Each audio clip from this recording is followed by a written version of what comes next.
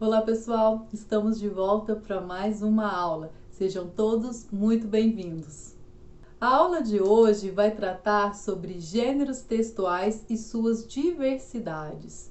Vamos ver quais são as características que constituem os gêneros textuais e de que forma eles se diversificam no nosso uso social. E claro, trataremos de questões do Enem, como que os gêneros textuais são cobrados ali nesta prova no caderno de linguagens. Muito bem, vamos então aos conceitos de gênero textual. O que são os gêneros textuais? Muito bem, nós podemos dizer que eles demarcam as especificidades do uso da língua em diversas situações de comunicação. Isso porque sempre que necessitamos escrever ou falar algo, nós vamos utilizar os gêneros textuais. Então, quando eu vou lá escrever uma mensagem de WhatsApp, eu estou sim me utilizando de um gênero textual. Gênero, mensagem de WhatsApp. Quando eu vou fazer um post numa rede social, eu vou escrever de uma determinada forma que é diferente se eu for escrever, por exemplo, um bilhete. Inclusive, se eu for ler um determinado tipo de texto informativo, vai exigir de mim uma leitura diferente se eu for ler, por exemplo, um poema ou uma outra obra literária. Os gêneros textuais, eles vão trazer marcas, especificidades para cada estilo de texto que nós temos no nosso cotidiano social. Eles apresentam características específicas que demarcam as práticas sociais por meio de textos orais e ou escritos. Lembra daquela minha aula sobre identidade nacional e variantes linguísticas? Lá eu expliquei para vocês que a nossa mente, o nosso raciocínio e pensamento são constituídos pela linguagem. Então, se a linguagem constitui o que nós somos como animais racionais, e se ela vai constituir a sociedade, é claro que todas as outras formas de manifestação social vão se dar através do uso da língua. E este uso é observado através dos variados gêneros textuais que vão fazer com que a nossa sociedade se organize. Então, isso quer dizer que, para que o sujeito consiga adentrar em todos os espaços sociais, ele precisa conhecer as especificidades dos textos que estão ali compondo cada local social de sua cidade. Então, o domínio de variados gêneros textuais permite ao sujeito sua ampla inserção social em contextos discursivos diferentes. Se eu domino só alguns gêneros textuais, o meu acesso a diversos locais sociais, ele vai ficar reduzido. E claro que isso tem uma relação lá com as variantes linguísticas. Os gêneros textuais também serão constituídos e permeados por essas variantes. Se eu domino poucas variantes, eu vou dominar poucos gêneros textuais. Então, há necessidade de ampliar o domínio dessas variantes linguísticas e adentrar em outros tipos textuais que vão contemplar as especificidades de várias esferas da nossa sociedade.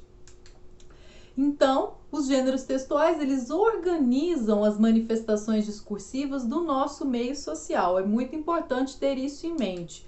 E estes gêneros, eles podem ser primários ou secundários. O que quer dizer um e outro? Bom, os gêneros primários são aqueles gêneros que constituem o nosso cotidiano básico, comum. Então, nós podemos observar como gêneros primários uma conversa informal, um bilhete, um post numa rede social.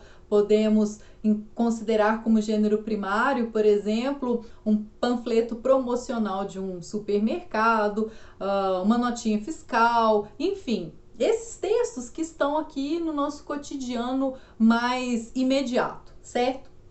Muito bem, já os gêneros textuais secundários, eles exigem uma maior habilidade do leitor ou do falante. Vai precisar aí que o sujeito domine a variante linguística padrão, por exemplo. E eles organizam outras instituições sociais que não são necessariamente do nosso meio social imediato.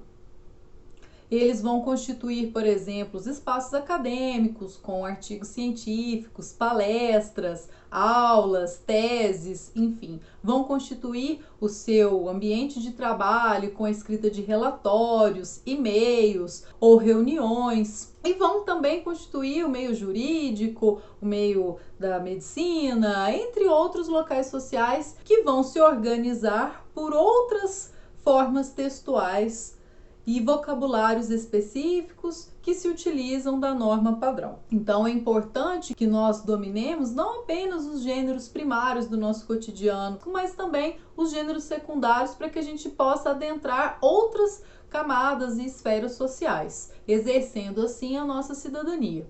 Diante da importância do domínio de variados gêneros textuais, o Enem, em sua prova, ele traz diversos deles e, claro, vai cobrar a sua análise, a sua interpretação e vai exigir de você o domínio das peculiaridades, das especificidades de cada um deles. Como, por exemplo, nós podemos citar as tirinhas, as charges, entre outros gêneros textuais que essa prova cobra.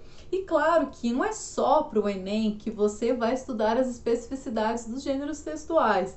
Você precisa deles para a sua vida. E eu trouxe aqui exemplo de alguns, só para vocês terem uma noção da quantidade de gêneros textuais que nós temos aí organizando o nosso meio social. Nós temos, por exemplo, a charge, a receita, temos os cartazes, temos rótulos, reportagens, placas, HQs, memes, bilhete, panfletos, temos tirinhas, blogs, cartoons, temos anúncios, bulas de remédio, artigos, romances, notícias jornalísticas, temos vlog, palestras, telemarketing, entrevista de emprego, conversa informal, aula, live. Nossa, nós temos uma infinidade de gêneros textuais e cada um destes aqui que eu citei, tanto da escrita quanto da oralidade, tem suas características muito pontuais, bem marcadas, a ponto de você olhar um panfleto e ver que ele é completamente diferente de uma reportagem, que é diferente de uma receita. E, claro, uma aula é diferente de uma conversa informal, que vai ser diferente de uma ligação de telemarketing, por exemplo. Então, na aula de hoje, nós veremos algumas marcas pontuais dos principais gêneros cobrados no Enem. Mas antes, vamos ainda trabalhar alguns conceitozinhos para a gente fechar essa ideia de gêneros textuais. Nós temos, então, a ideia de que os gêneros textuais eles são incontáveis. Não dá para dizer para vocês quantos gêneros textuais existem, justamente porque eles são flutuantes. Eles exercem uma função social. Então, isso significa que a partir do momento que há necessidade de uma nova atividade, de uma nova função, vai existir um gênero textual. Exemplos são os novos gêneros que a sociedade da informação, através das TICs, das tecnologias de informação e comunicação, vão trazer para nós uma variedade de gêneros textuais. Isso significa também que outros gêneros textuais deixaram de existir, porque não exercem mais função social. Nós temos os gêneros carta e telegrama que praticamente não são mais utilizados, porque foram perdendo a sua função social e substituídos, por exemplo, por mensagens instantâneas, por e-mail, enfim, por outros gêneros textuais que agora vão exercer a sua função, substituindo-os. Também é importante a gente ter em mente que os gêneros textuais eles podem ser híbridos, eles podem se misturar. Do mesmo jeito que as funções da linguagem podem constituir um determinado texto, os gêneros textuais eles também podem mesclar numa manifestação textual. E claro, quando isso acontece, nós temos um gênero textual que se sobressai e outros que estão ali por trás, mas que também vão constituir, vão fazer parte de determinado texto e de sua função. Além dos gêneros textuais citados anteriormente, nós também não podemos deixar de dizer que há os gêneros literários, que, claro, fazem parte dos gêneros textuais também. Esses gêneros literários, eles são compostos pelos gêneros épico, narrativo, dramático e lírico. Cada um deles, dentro da literatura, tem a sua especificidade, a sua peculiaridade. Por exemplo, o gênero épico é uma narrativa em versos que busca narrar, contar feitos heróicos. O gênero narrativo, ele também vai buscar narrar, mas não necessariamente fatos heróicos. Claro, todo e qualquer tipo de narrativa. Este gênero, ele é composto por diversos elementos, como por exemplo, tempo, espaço, tipo de narrador, personagens, enfim, elementos que vão caracterizar esse gênero a ponto de diferenciá-lo do épico, do dramático e do lírico. O gênero dramático, ele vai apresentar textos que são para ser encenados. Então, ali, numa leitura de um texto dramático, por exemplo, nós teremos as falas das personagens e demais marcações que vão dar ideia de como cada personagem vai se colocar ali em cena.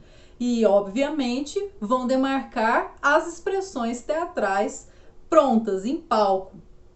O gênero lírico vai apresentar as especificidades das poesias. Então nós temos a presença de grande subjetividade, do eu lírico, enfim, então é marcada pela poesia, pela música, pelos versos, sonoridade, rimas, enfim, elementos que nós também já falamos ao longo da interpretação de vários textos poéticos até aqui.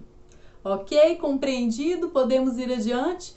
Vejamos então como que os gêneros textuais aparecem no Enem.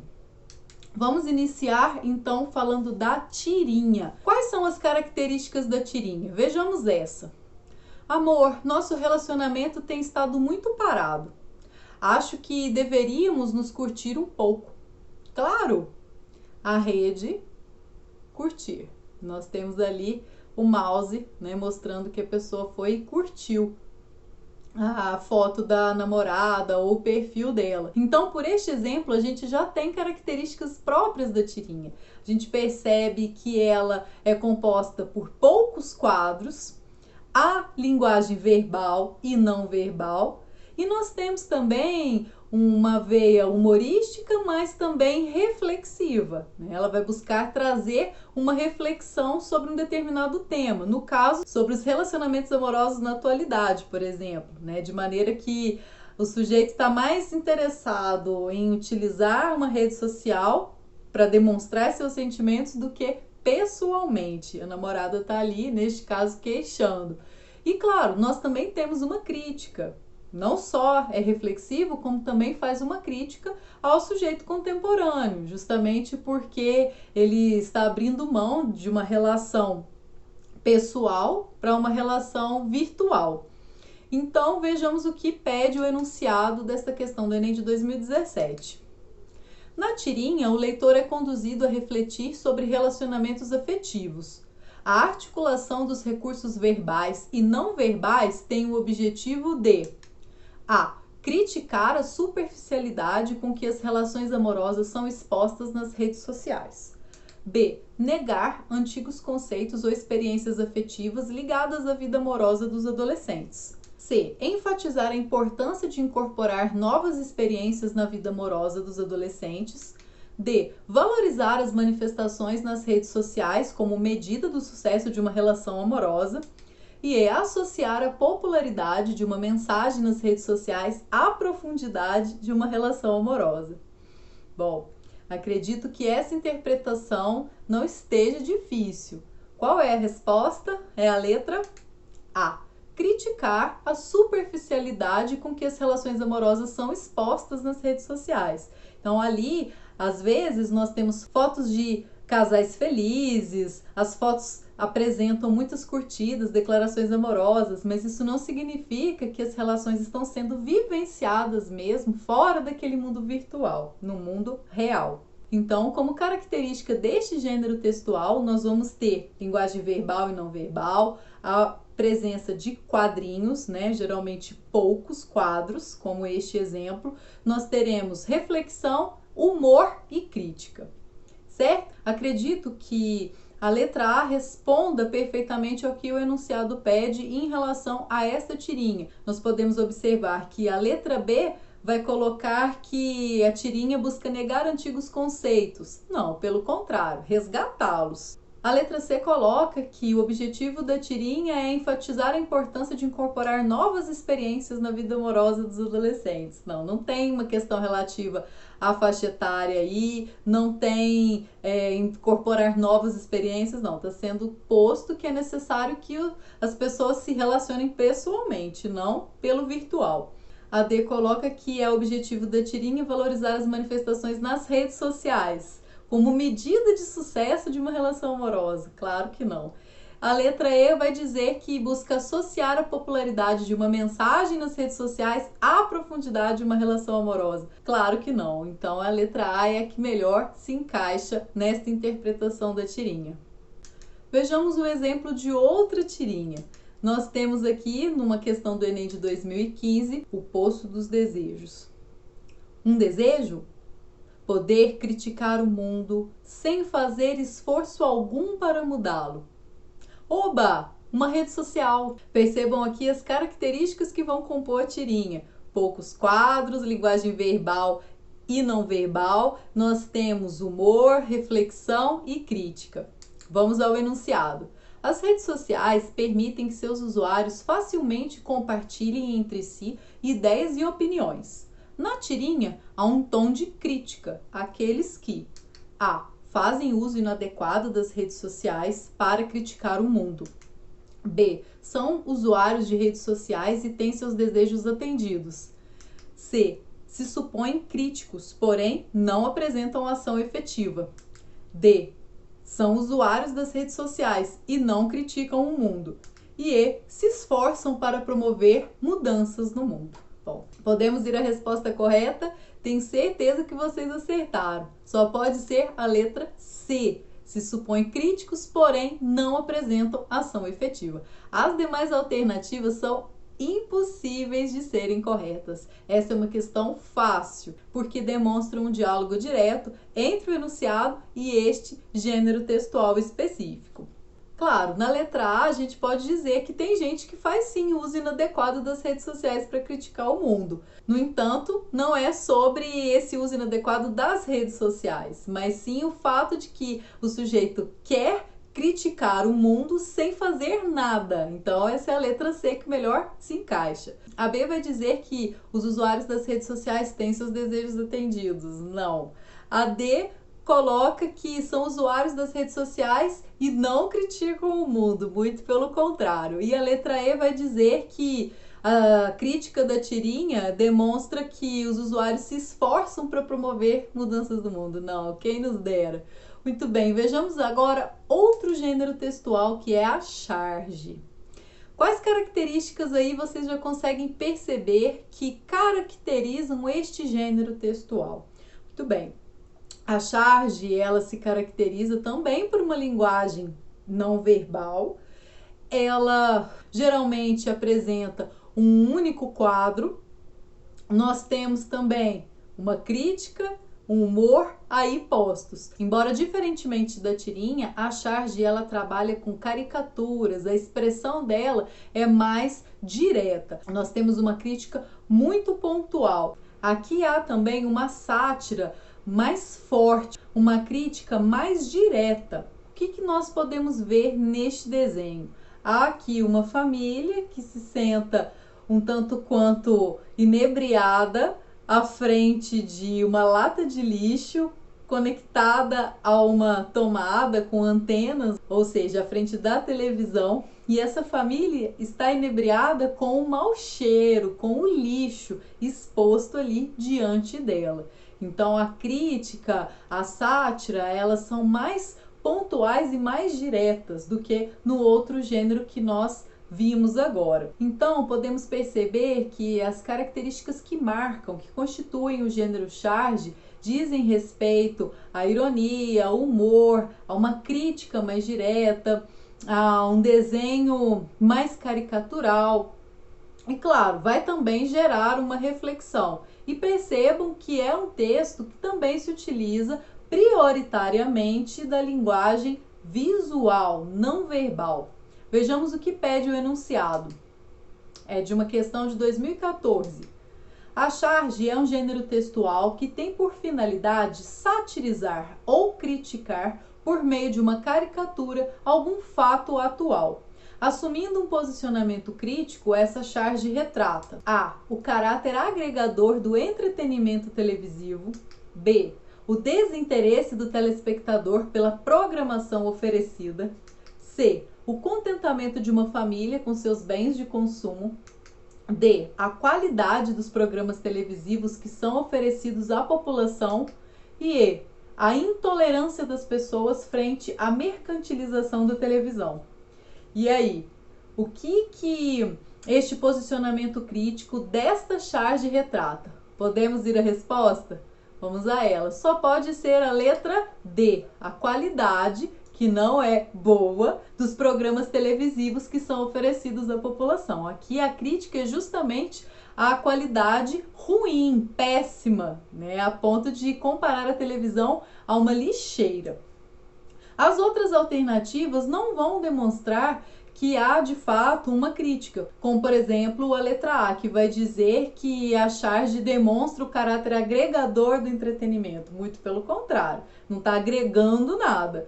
A letra B vai dizer que há então desinteresse do telespectador pela programação oferecida. Não, a família está ali sentada, inebriada, com o perfume vindo daquela lixeira televisiva.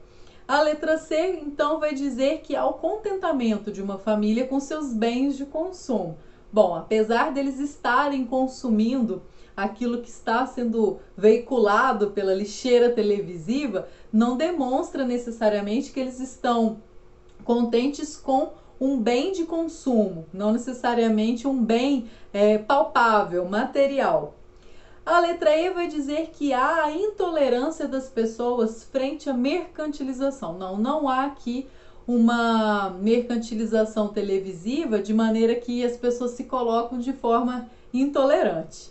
Então a única alternativa é a letra D, justamente porque o posicionamento crítico da charge vai demonstrar a qualidade dos programas televisivos que são oferecidos à população. Há aí uma crítica a essa qualidade. Vejamos então outra charge. Observem aqui, essa é uma questão de 2014. Nós temos programa anti-pirataria. 1 é R$3, 2 é 5.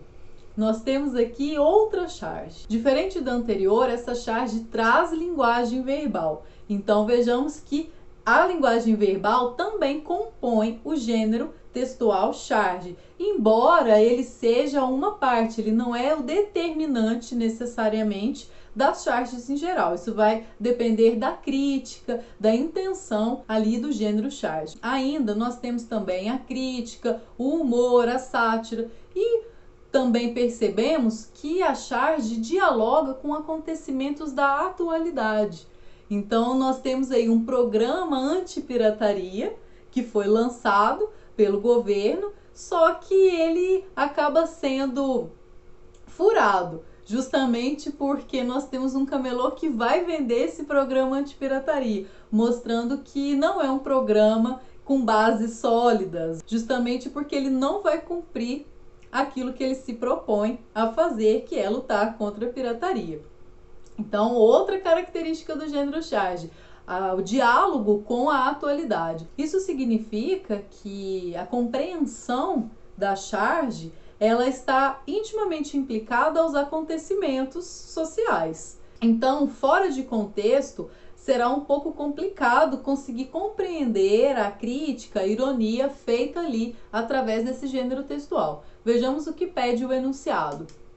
Ao analisar as informações visuais e linguísticas dessa charge, entende-se que ela cumpre a função de a. Ironizar de forma bem-humorada o fracasso dos esforços governamentais no combate à pirataria.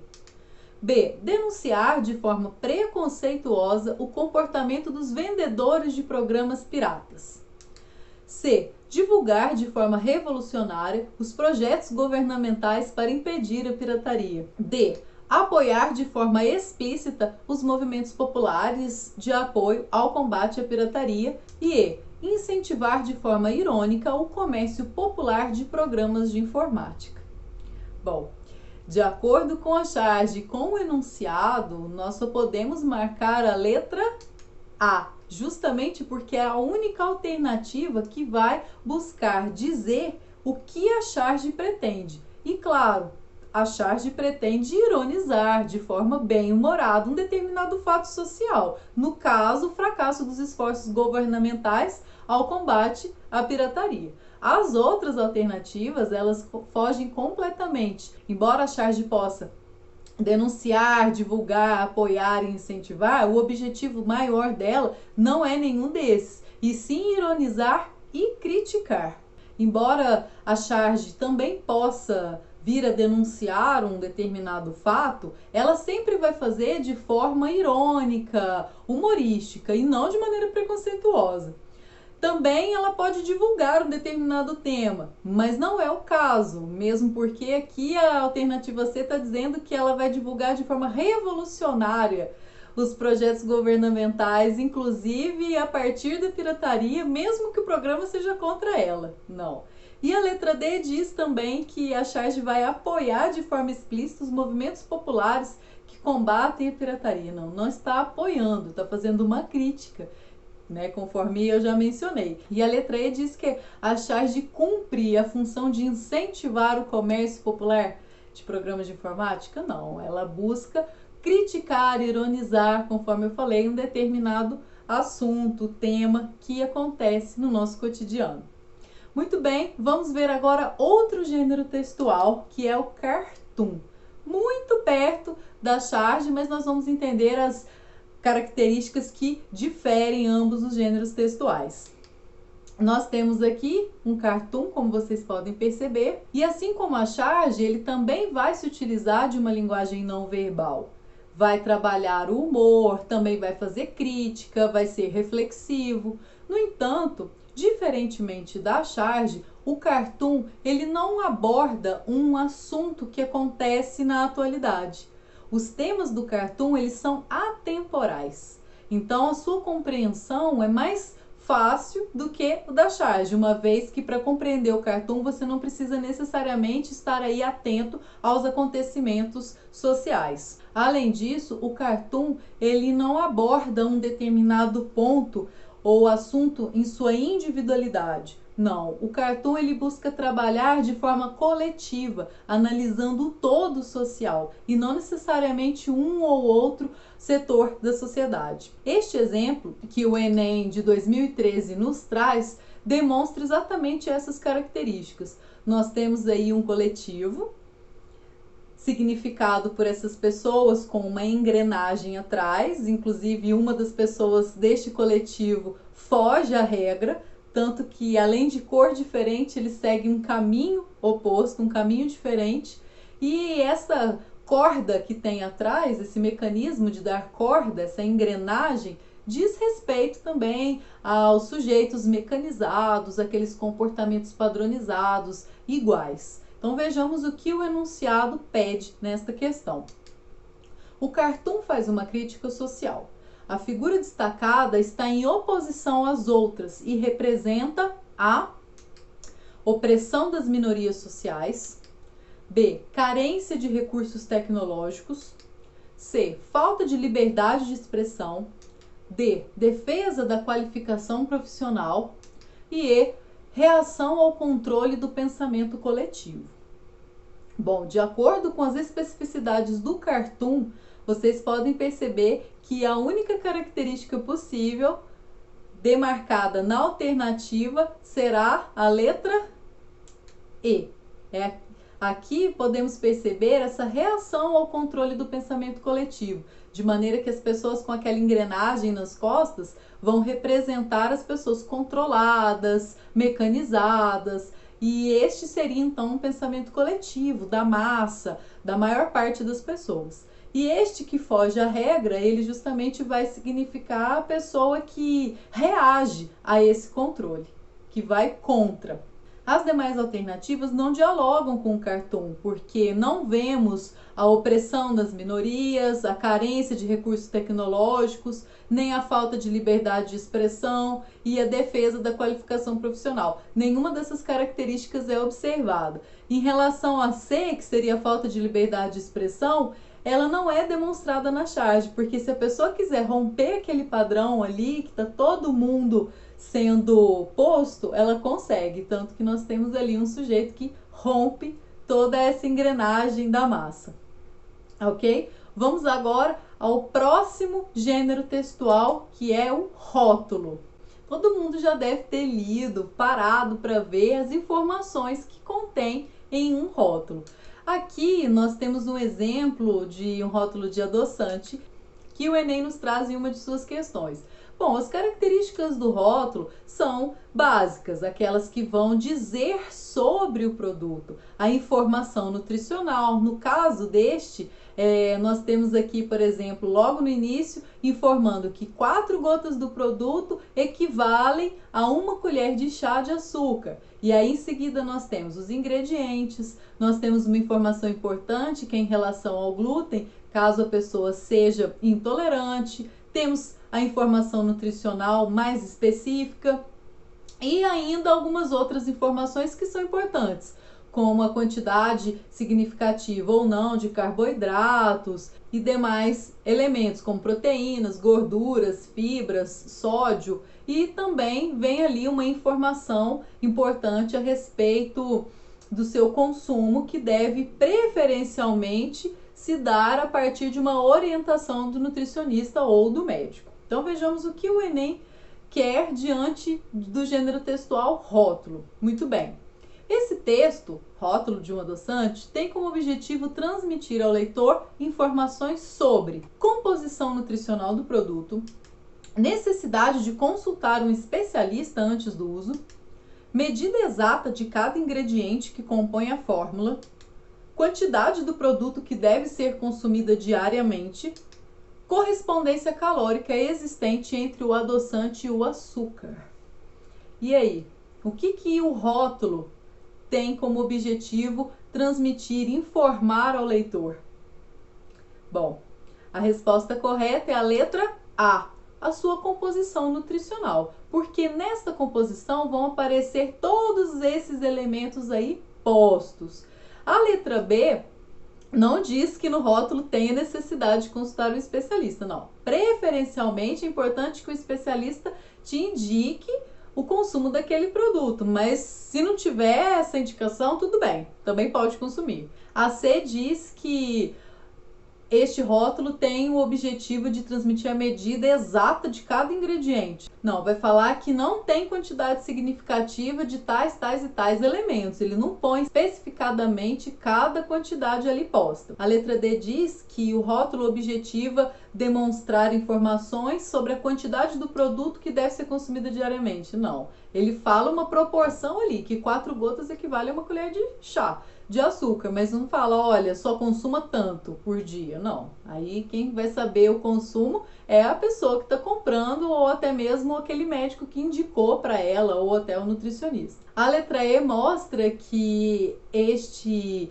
rótulo tem como objetivo transmitir informações sobre a correspondência calórica existente entre o adoçante e o açúcar. Ele pode até demonstrar a correspondência calórica, mas o objetivo dele não é só esse. Ele também tem como objetivo trazer outras informações, como mostra a letra A, que diz respeito à composição nutricional do produto como um todo, e que, claro, vai englobar essa correspondência calórica entre o adoçante e o açúcar. Então é importante a gente perceber que o objetivo do rótulo, como gênero textual, na sua função social, nos setores alimentícios da nossa sociedade, é o que? Informar a composição nutricional do produto, de modo geral, conforme ele está posto aqui.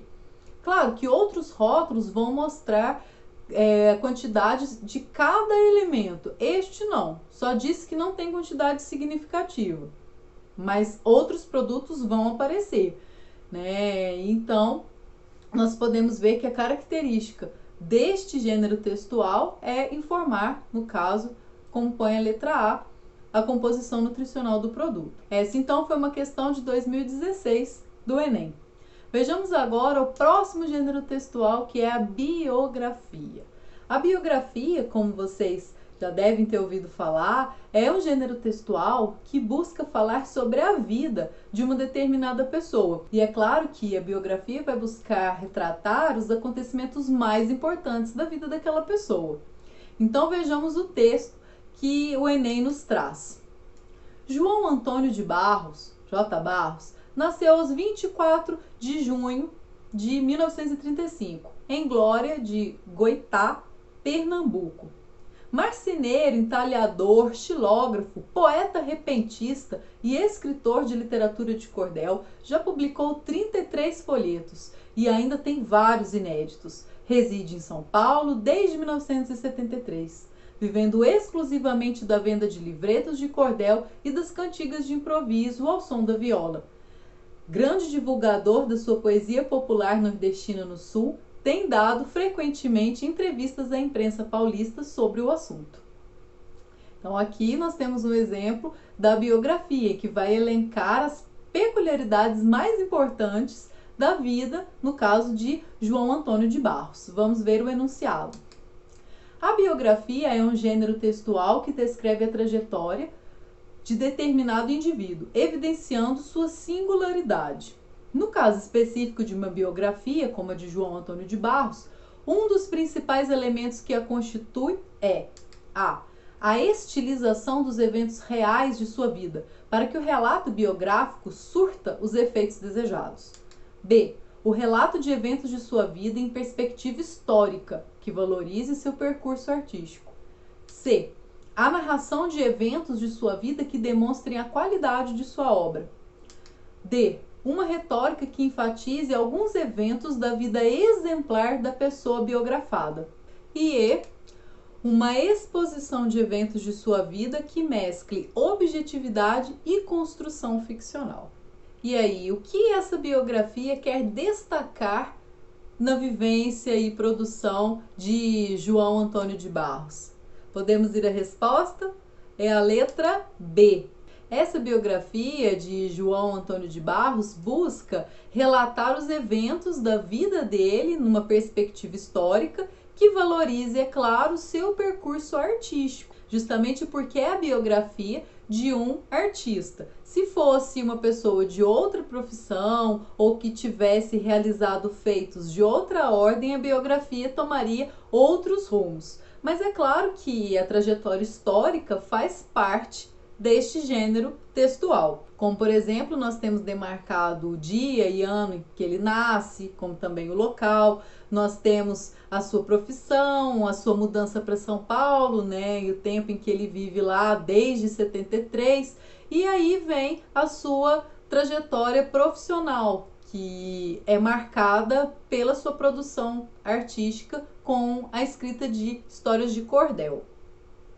As demais alternativas não dialogam com essa biografia. A letra A, por exemplo, vai dizer que há estilização dos eventos reais de sua vida, como se eles fossem citados ali de uma maneira diferente, estilizada, e que esta estilização seria suficiente para atingir o objetivo que este gênero textual biográfico quer alcançar. Não.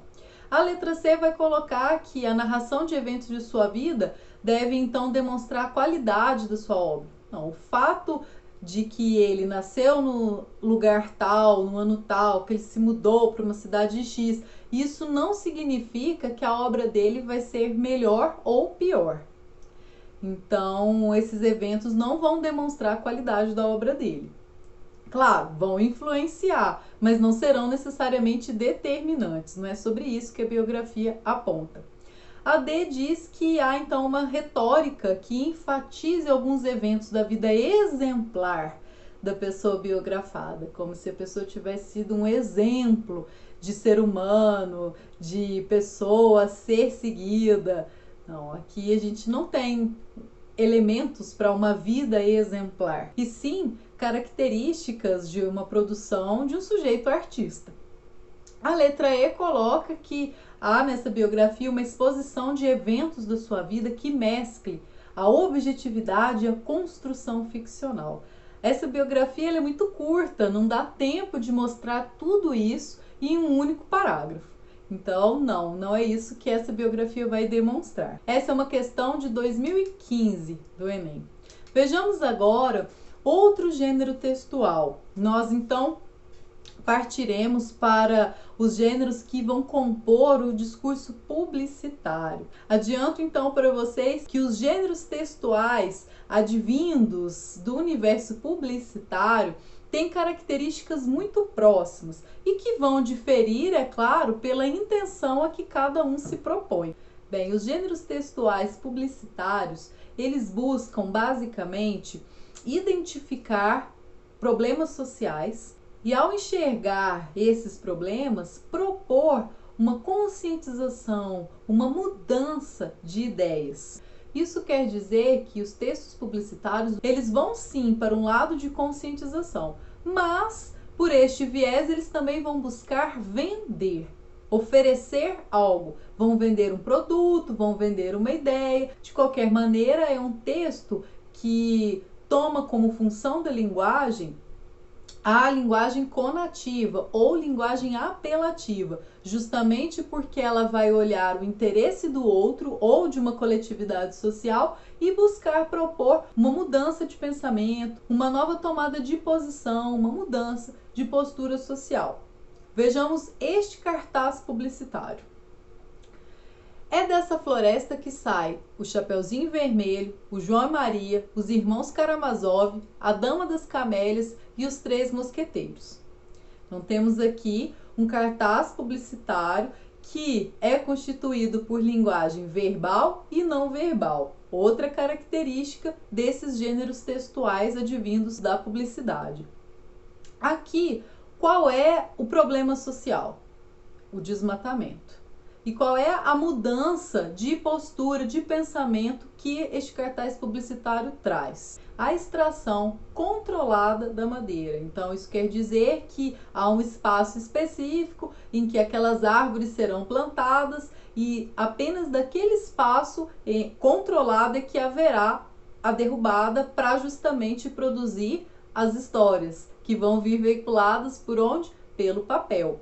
No caso, aí nós temos o exemplo dos livros literários que justamente vão falar que, olha, é desta floresta que vem os livros e não da grande floresta. Então, isso significa que esta marca não quer desmatar e ela tem, então, um uso consciente da madeira para produzir o papel ou qualquer outro produto que utilize esta matéria-prima. Essa é uma questão de 2017 e vejamos o que nos pede o enunciado. Nesse cartaz publicitário de uma empresa de papel e celulose, a combinação dos elementos verbais e não verbais visa a. Justificar os prejuízos ao meio ambiente ao vincular a empresa à difusão da cultura. B. Incentivar a leitura de obras literárias ao referir-se a títulos consagrados do acervo mundial. C. Seduzir o consumidor ao relacionar o anunciante às histórias clássicas da literatura universal. D. Promover uma reflexão sobre a preservação ambiental ao aliar o desmatamento aos clássicos da literatura. E E. Construir uma imagem positiva do anunciante ao associar a exploração alegadamente sustentável à produção de livros. Então, a resposta só pode ser a letra E. Construir uma imagem positiva do anunciante ao associar a exploração alegadamente sustentável à produção de livros. Justamente porque faz parte da publicidade encontrar um problema social e buscar trazer uma outra tomada de posição para que aquele problema, se não for extinto, seja pelo menos atenuado. Então, essa é a única alternativa que leva isso em consideração. No caso da letra A, vai dizer que este cartaz publicitário busca justificar os prejuízos do meio ambiente, como quem diz, olha, é para um bem maior, vamos derrubar a floresta, mas é para ler, é para difundir a cultura. Não pode ser por aí. A B vai dizer que este cartaz busca incentivar a leitura ao se referir aos títulos consagrados do acervo mundial. Tá, ele busca incentivar a leitura, mas essa alternativa exclui completamente a imagem. E este cartaz publicitário, ele é composto por linguagem verbal e não verbal. E o enunciado leva isso em consideração, porque diz que há uma combinação entre linguagem verbal e não verbal. Então a letra B ignora a linguagem não verbal do cartaz. A letra C diz que este cartaz, então, busca seduzir o consumidor ao relacionar o anunciante às histórias clássicas da literatura universal. Ele também desconsidera a imagem, a floresta, ali no texto imagético. E a letra D vai dizer que este cartaz busca promover uma reflexão sobre a preservação ambiental. Ok, sim, ao aliar o desmatamento aos clássicos da literatura. Não. Ele não só propõe uma reflexão, como ele busca tentar mudar a forma de desmatamento, de maneira que o desmatamento vai acontecer de maneira controlada, numa área específica para que haja aquela derrubada, e não a derrubada da própria floresta. Aqui nós temos uma empresa que tem uma área específica para o plantio e derrubada, e isso não vai gerar então um impacto ambiental. Vamos então a um outro texto também publicitário. Este é um anúncio. Meia Amazônia não.org.br. Será? Os anúncios publicitários são compostos em sua maioria de imagens e texto, e sua principal finalidade é mudar comportamentos e hábitos. É uma questão de 2014 que traz esse anúncio. Vejamos o enunciado. Com o objetivo de persuadir o leitor, o autor dessa peça publicitária sobre a Amazônia busca levá-lo a munir-se de argumentos para lutar contra o poder dos desmatadores. B. Considerar-se ponto crucial na luta contra o reflorestamento amazônico. C. Basear-se no anúncio visando a busca pelos desmatadores na floresta amazônica. D. Defender-se do que está por vir em decorrência do desmatamento mundial. E E. Conscientizar-se quanto à importância da preservação da floresta amazônica para todos. Bom, este anúncio publicitário só pode estar relacionado à alternativa E. Muito bem, justamente porque é característica deste gênero textual encontrar o problema social e buscar conscientizar a população. E essa conscientização, ela também pode se dar pela sensibilização que um determinado anúncio pode gerar no outro. Então nós temos aqui a função conativa, apelativa, justamente porque ela busca sensibilizar o outro a respeito de um problema social, que no caso é em relação ao desmatamento da Amazônia. As outras alternativas, por mais que elas dialoguem com questões ambientais, elas não correspondem às especificidades desse gênero textual, porque, por exemplo, a letra E vai dizer que essa campanha então busca levar o sujeito a munir-se de argumentos para lutar contra o poder dos desmatadores. Este anúncio por si só não dá argumentos suficientes para discutir, para lutar contra esse poder. Ele busca de fato uma reflexão, uma mudança de pensamento, uma conscientização. A B vai colocar que este anúncio busca persuadir o leitor, levando-o a considerar-se ponto crucial na luta contra o reflorestamento. Olha, o sujeito pode sim se sentir motivado a lutar contra o reflorestamento, mas aqui a ideia é uma conscientização. O que vai acontecer após essa conscientização são várias ações e uma delas pode ser essa. No entanto, o anúncio não pode controlar quais são essas ações que vão vir após a conscientização. A letra C vai dizer, então, que o autor da peça busca convencer o leitor a levá-lo a se basear no anúncio, visando a busca pelos desmatadores da floresta amazônica. Não. Imagine, então, que o público-alvo deste anúncio vai sair pela floresta amazônica caçando os desmatadores. Inviável, não é mesmo? Essa campanha publicitária é para conscientizar e não para fazer com que as pessoas façam justiça com as próprias mãos. A letra D vai dizer que, então, neste anúncio, busca levar a pessoa a defender-se do que está por vir, em decorrência do desmatamento mundial. Olha, então já leva o desmatamento para além da Amazônia, ou seja, essa alternativa vai muito além do anúncio publicitário, dessa conscientização que está sendo posta conforme nos aponta a letra E.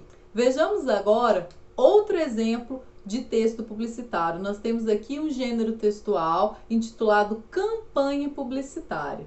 Assim como o gênero anterior, a campanha publicitária também busca sensibilizar. No entanto, ela é feita de maneira mais direta, mais precisa. Nós temos aqui um gênero textual da publicidade que detectou um determinado problema, que é a violência doméstica, familiar, e diante disso vai buscar propor uma mudança de pensamento. E essa mudança de pensamento, de atitude, vai se dar por meio de uma campanha.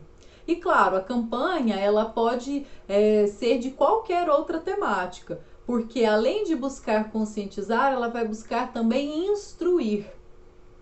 Inclusive, esta campanha publicitária não só sensibiliza, mas ela também orienta, uma vez que ao identificar um comportamento agressivo por um membro familiar, o sujeito precisa ligar em um determinado número, porque diante de uma violência doméstica, a pessoa não pode se calar. Então, além de conscientizar, ela também apela para aquela pessoa que percebe uma violência para que ela denuncie, mostrando que este é o ato correto. Aqui também há interesse de convencer o outro, a linguagem conativa, apelativa funcionando, justamente porque o texto e a imagem vão buscar essa sensibilização no sujeito, no seu leitor. Vejam, quem bate na mulher machuca a família inteira. Então nós temos o desenho da família e ali nós temos eu, mamãe, Aninha e papai. Veja como que o papai está desenhado como um bicho papão, como um monstro. Ali no caso ele agride a esposa. E claro que a família toda sofre, porque a Aninha e o garotinho que fez o desenho estão chorando. E ainda há um bebezinho no colo com carinha assustada. Trago então uma questão de 2017. Campanhas publicitárias podem evidenciar problemas sociais. O cartaz tem como finalidade a alertar os homens agressores sobre as consequências de seus atos. B. Conscientizar a população sobre a necessidade de denunciar a violência doméstica. C. Instruir as mulheres sobre o que fazer em caso de agressão. D. Despertar nas crianças a capacidade de reconhecer atos de violência doméstica. E. Exigir das autoridades ações preventivas contra a violência doméstica. E aí? Qual é o intuito de uma campanha publicitária? Este cartaz tem como finalidade o quê? Podemos ir à resposta? É a letra B. Conscientizar a população sobre a necessidade de alertar a violência doméstica. A letra A, C, D e E vão dizer que este cartaz se dirige a públicos específicos. A letra A, por exemplo, fala que o cartaz tem como finalidade alertar homens agressores. O cartaz pode alertar, mas ele não serve para isso. Ele serve para conscientizar toda a população. A letra C vai dizer que é para instruir mulheres sobre a agressão. Ele vai fazer isso, o cartaz, porque ali tem um ligue 180, não se cale diante da violência doméstica, mas o intuito é maior do que instruir mulheres, mas alertar toda uma população diante de um problema social. A letra D vai dizer que é para despertar nas crianças a capacidade de reconhecer atos de violência doméstica. Neste cartaz, sim, é possível despertar na criança esse olhar, mas ele não tem esse intuito, embora ele possa sim servir para isso. Aqui o intuito, como eu falei, é avisar a população de modo geral e não um público específico. E a letra E vai dizer que a finalidade do cartaz é exigir das autoridades ações preventivas. Não, aqui nós não temos uma exigência às autoridades, nós temos um apelo à população, ou seja, que a própria população busque denunciar atos de violência doméstica. Ok? Podemos ir adiante. Acredito que vocês compreenderam então as características dos gêneros textuais advindos da publicidade. Trago ainda outro exemplo de campanha publicitária para que vocês possam compreender ainda de forma mais aprofundada.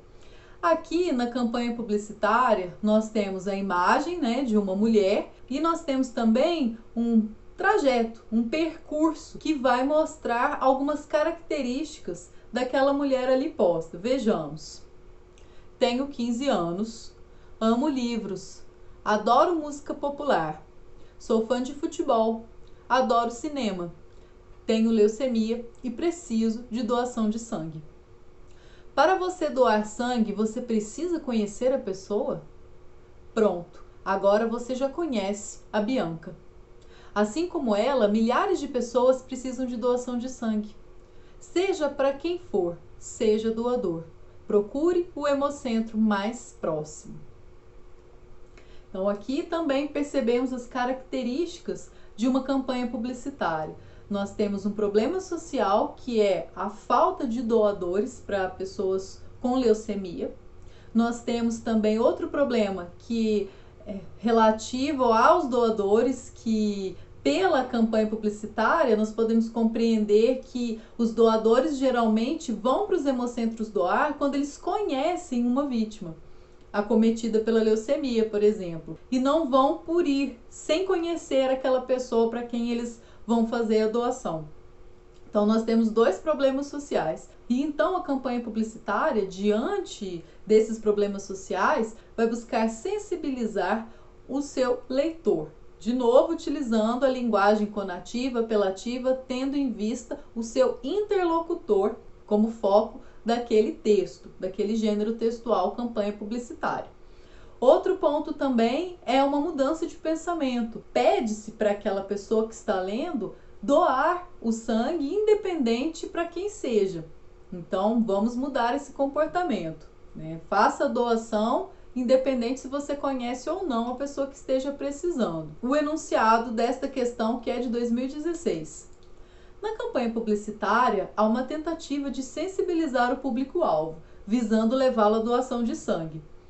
Analisando a estratégia argumentativa utilizada, percebe-se que a exposição de alguns dados sobre a jovem procura provocar compaixão, visto que, em razão da doença, ela vive de maneira diferente dos demais jovens de sua idade. A campanha defende a ideia de que, para doar, é preciso conhecer o doente, considerando que foi preciso apresentar a jovem para gerar identificação.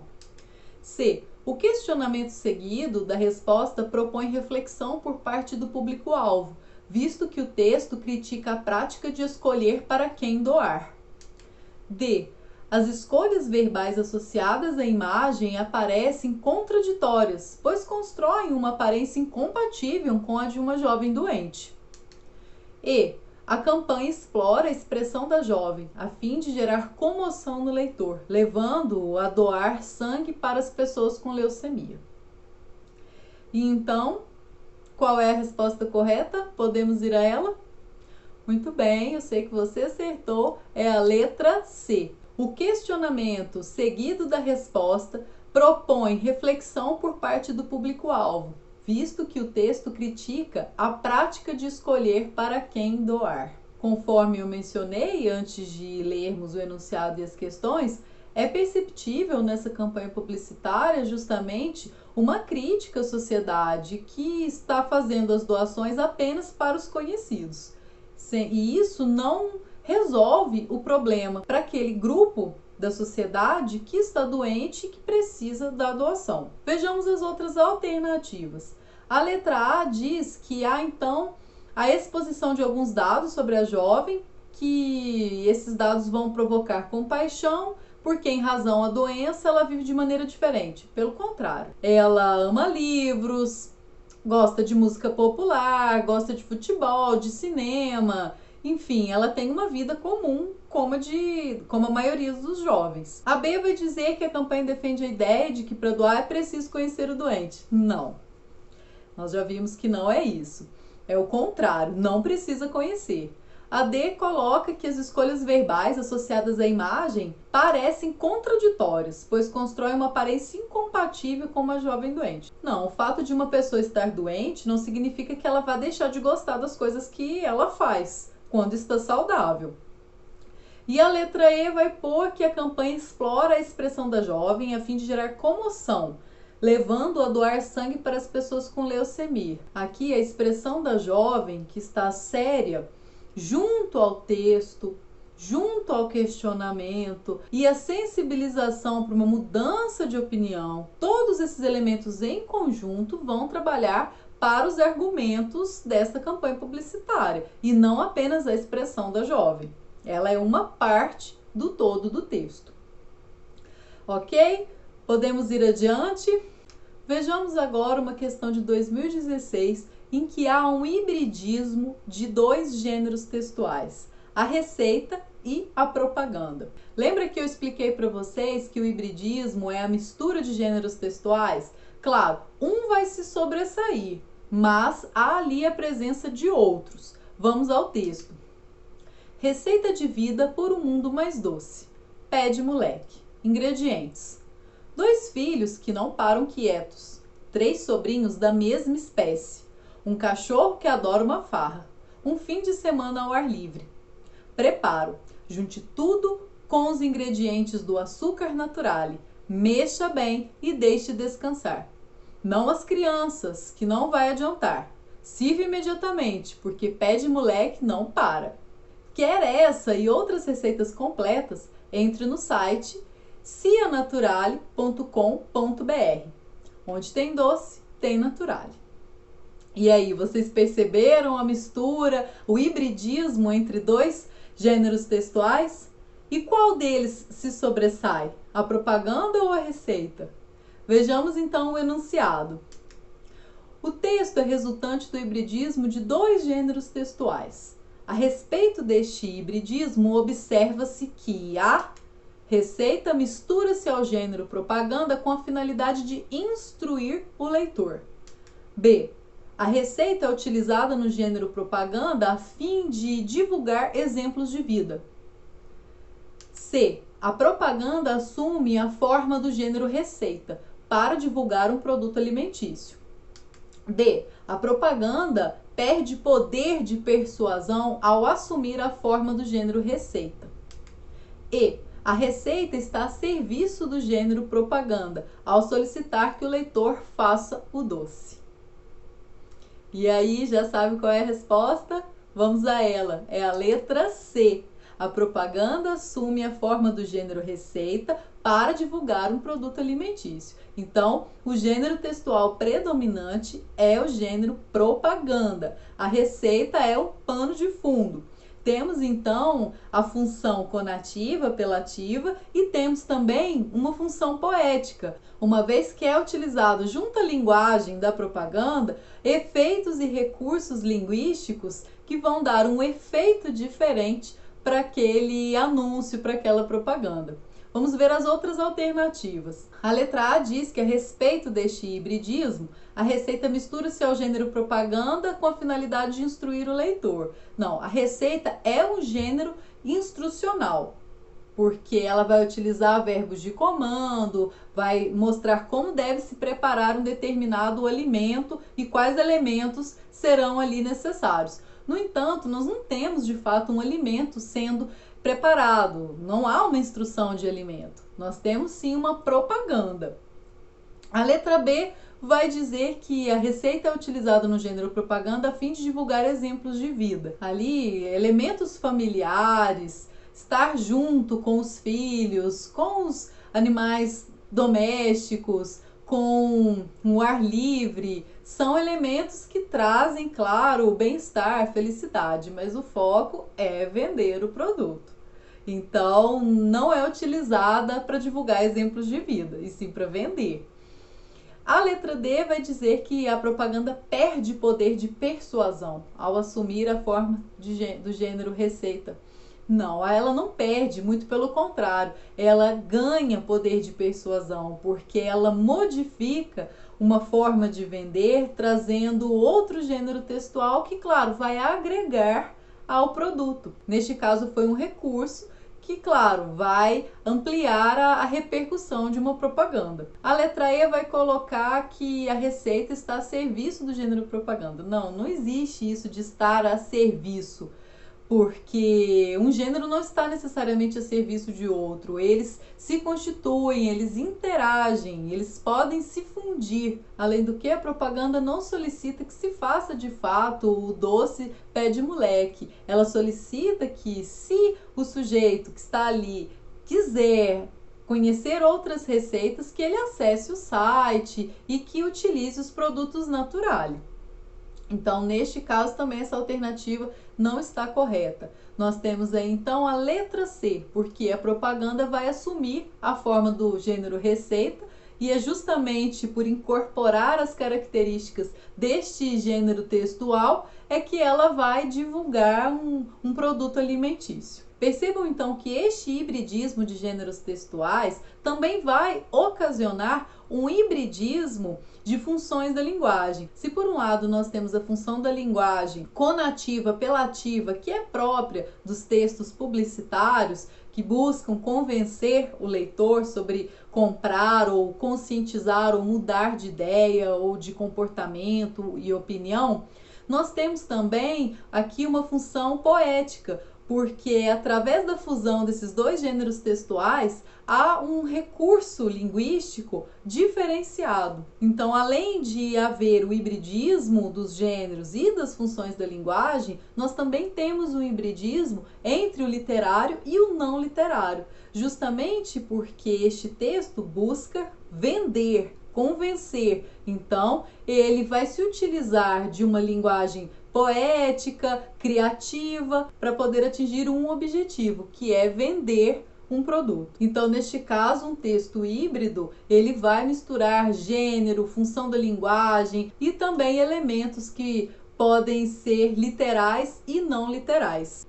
Queridos alunos, com essa questão sobre o hibridismo dos gêneros textuais, nós encerramos a aula de hoje, que buscou tratar das características e especificidades dos gêneros textuais mais cobrados no Enem. Espero que vocês tenham compreendido as marcas específicas que vão compor a tirinha, a charge, o cartoon, a biografia, o rótulo e os demais textos advindos da publicidade. Aguardo vocês para as próximas aulas. Um abraço a todos. Até lá!